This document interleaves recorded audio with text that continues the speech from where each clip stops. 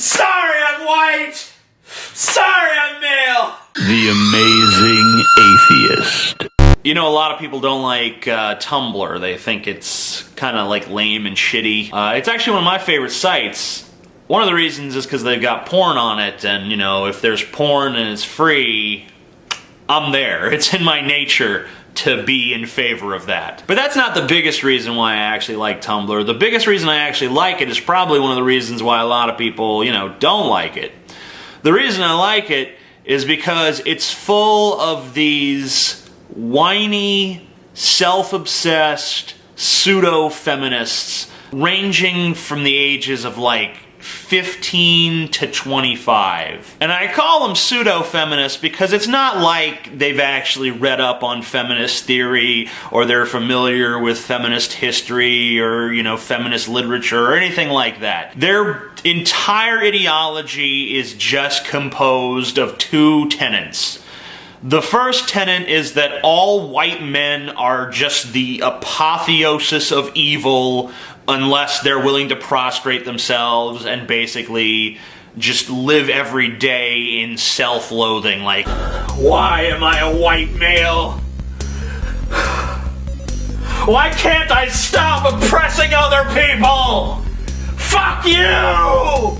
Fuck you! I'm sorry I'm white! I'm sorry I'm male! I'm sorry I'm white! Sorry I'm male! I'm sorry I'm white! I'm sorry I'm male!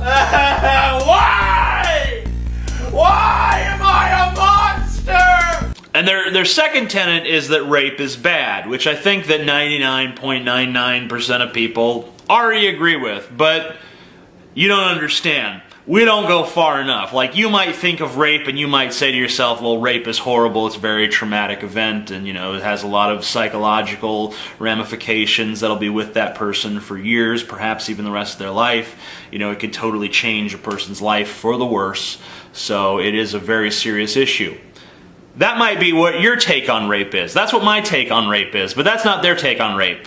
Their take on rape is basically like, rape is worse than genocide, it is worse than murder, it is worse than the death of all living things simultaneously. It is worse than the entire cosmos being erased. It is worse than anything that can happen, that has happened, that will happen.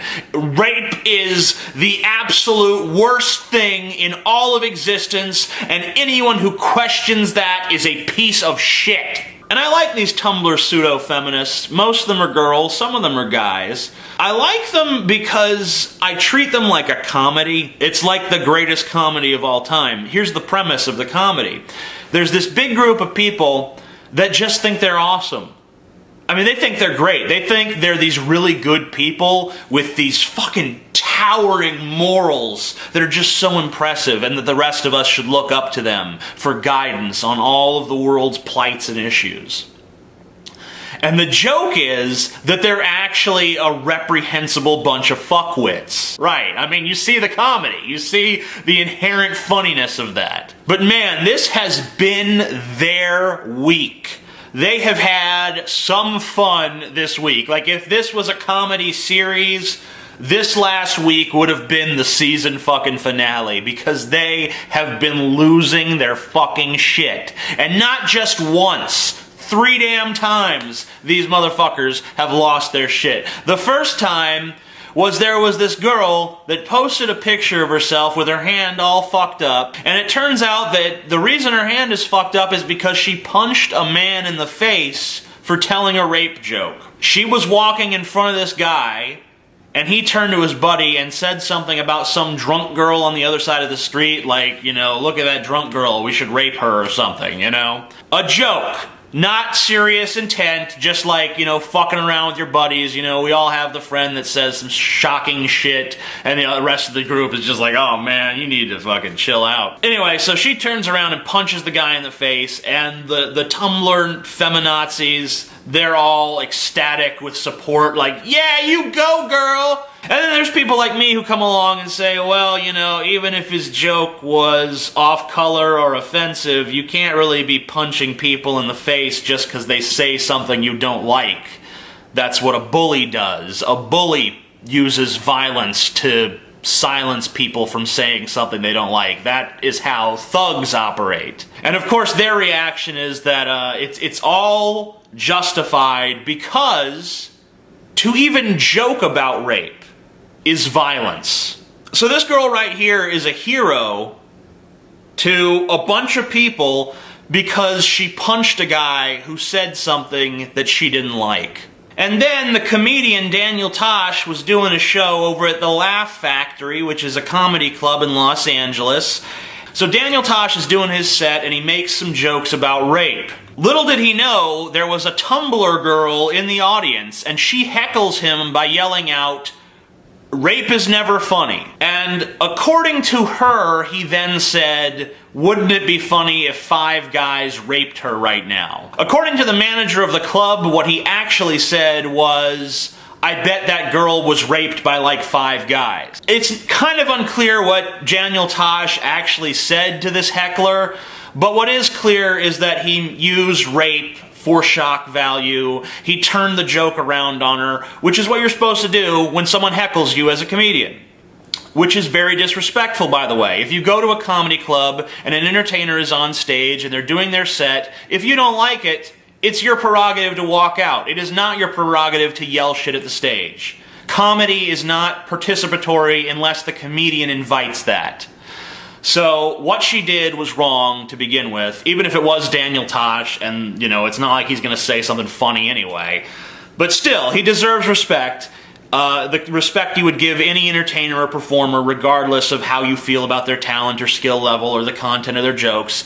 She breached the rules of etiquette for the comedy club and she got smacked on the ass, which is what you're supposed to do with hecklers.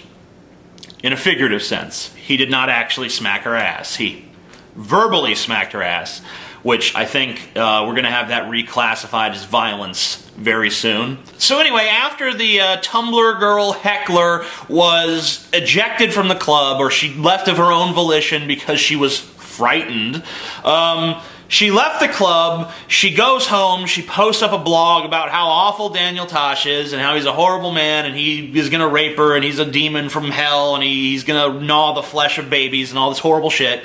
And then the Tumblr girls, you know, they've started a petition to get Daniel Tosh's show off the air and they hate Daniel Tosh and he's a horrible guy and blah, blah, blah, blah, blah. But they're still not satisfied with that. Lacey Green, who is a vlogger here on YouTube. She does the show called Sex Plus, I believe. She and I have a history. The history can be summarized thusly. She's a bitch. But I don't care about that. The past is the past, whatever. I've tried to make amends with her. She told me to go fuck myself. Whatever. I tried to do the right thing. Water under the fucking bridge. The point is that she is one of these fucking girls. She is one of the Tumblr feminazis. She is that type of fucking person. And yet, they turned on her because when she was 18 years old, she made a video where she included the word tranny. And someone called her out on it and said, why would you use the word tranny? And she responded by saying that, I'm very sorry about that. I was 18 years old, I was young, I didn't realize that that wasn't the preferred term. I apologize for my ignorance. I've learned better since then. I'm very sorry. Now, in any other community on the planet, that apology would have been sufficient, but not in the Tumblr, feminazi, reprehensible psycho cunt community. No. In that community, they started getting Google images of her apartment building and writing her death threats. They started saying they were going to come kill her because when she was 18 years old, she said tranny instead of transgender. And she's one of them. She's one of them. They're turning on their own kind for not being radical enough, for not being crazy enough in that one direction. Look, I know not all feminists are part of this. This is a very specific set of basically tyrannical fascist people who want to censor everyone who says something that they don't agree with. And they think that they're totally morally justified in doing so. Sound familiar? Yeah, it's like every other pro-censorship group in the history of America or the world. Why are these chicks so pissed off about rape jokes in the first place? I mean, I can't even think of very many rape jokes. Like, I've never been, like, out and open and seen, like, rape jokes fucking rampant everywhere. There's a rape joke here, a rape joke there. Hey, man, why the chicken cross the road? I don't know, why? To rape a fucking chicken on the other side, man! You never hear that shit! You never hear it. You know why you don't hear it? 'Cause it ain't fucking happening. Rape jokes are far from rampant. Most people kind of avoid the subject matter. It's kind of a downer. Because you have to look at what humor is. Like, these people who are fucking offended by rape jokes don't even understand humor. They think of humor as like a happy thing, because humor makes us laugh, and laughter makes us happy. But a lot of the times, they don't seem to notice that what we're actually laughing at is quite dark and morbid. Like, if you actually look at it and examine the jokes, and look at the exaggeration, and try to figure out the mechanics of how the joke works, why does it work, you're gonna find that a lot of jokes have their genesis in pain and suffering. Because laughter is this great transcendent tool we have where we can take something that's bitter and difficult to comprehend or deal with and make it something funny. Like, if I take a joke like, how many police officers does it take to change a light bulb? None. They just beat the room for being black. You know, that joke has its genesis in some very serious, very dark shit.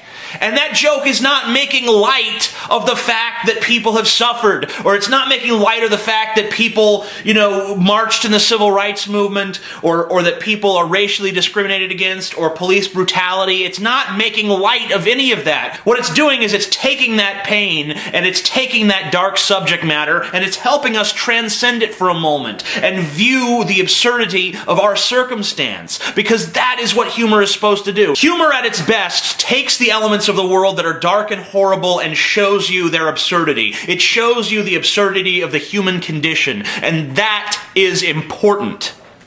I'm the Amazing Atheist, and I hope you enjoyed my video. I hope you also will buy my new fucking t-shirt. Limited quantities, we're selling it through Polypop. You can click the link below to buy one. It's pretty damn sexy if I do say so myself. Sorry that the word fuck is censored on the shirt, especially ironic considering that I just made an anti-censorship video, but hey, it wasn't my decision, and at least the shirt's still pretty badass, so...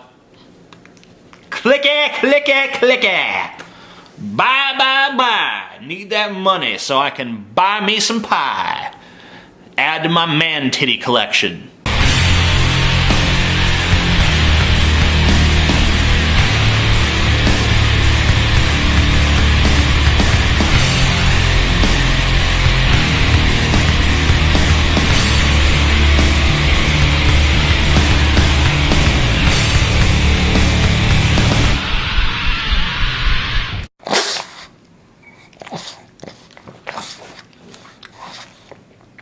Yeah, you're a TV star.